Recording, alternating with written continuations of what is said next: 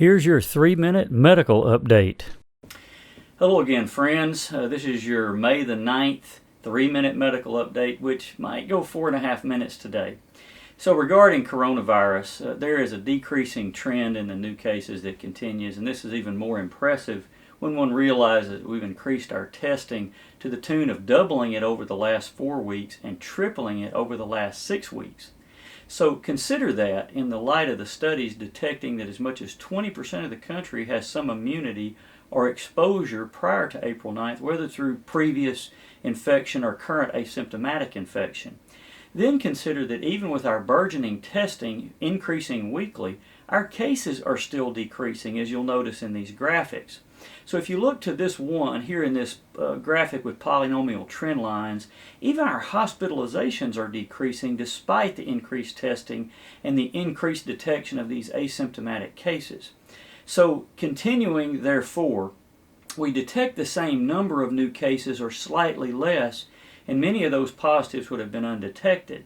So when you see the decreasing hospitalization rate, specifically here in Arkansas, the decreasing active cases in the U.S. and Arkansas, and these trend lines, then cap that off with these visuals showing the percentages of positive tests in the U.S. and in Arkansas, and then you'll be able to make up your own mind with this data and not all the dramatics that we're exposed to. So back to the big graph. You see that we have 3 points of inflection, 1, 2, 3, in the little stop sign emblems, and that our first inflection severely upward was on March 28th.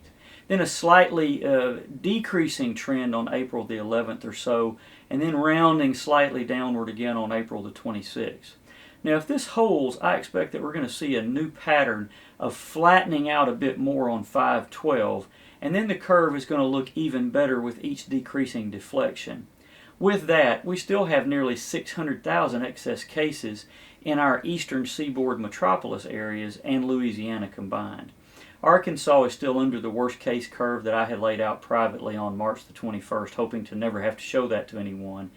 And I'm still hopeful for less than 2 million cases in the U.S. and 4,000 cases in the non-incarcerated population of Arkansas. Now consider this, just for you Arkansans. If one adds in the institutionalized cases of prisons and nursing homes, they account for nearly 50% of our cases in our entire state. And this reveals a much lower risk to the general population than the total statistics would suggest. So just a thought, and I'm going to have inserts in every one of these little updates, and I want to share one with you. These are things that you may not have heard about, and hopefully they'll be entertaining. So we've had 3 Russian doctors who have complained about inadequate sanitation and personal protective equipment in their hospitals who have fallen out of hospital windows in recent weeks. Now, I did a search on the internet, and from 1995 to 2015, I could only find one physician death in the world outside of Russia, and that is a British physician who jumped out a window intentionally while hospitalized in an institution. So I guess under communism and socialism, over a 20-year period, a doctor is 720 times more likely to be accidentally killed by falling out a window than a physician in the UK trying to commit suicide by jumping out a window, and infinitely more likely to die falling out a window than any physician in the United States over 20 years. Just a thought for you.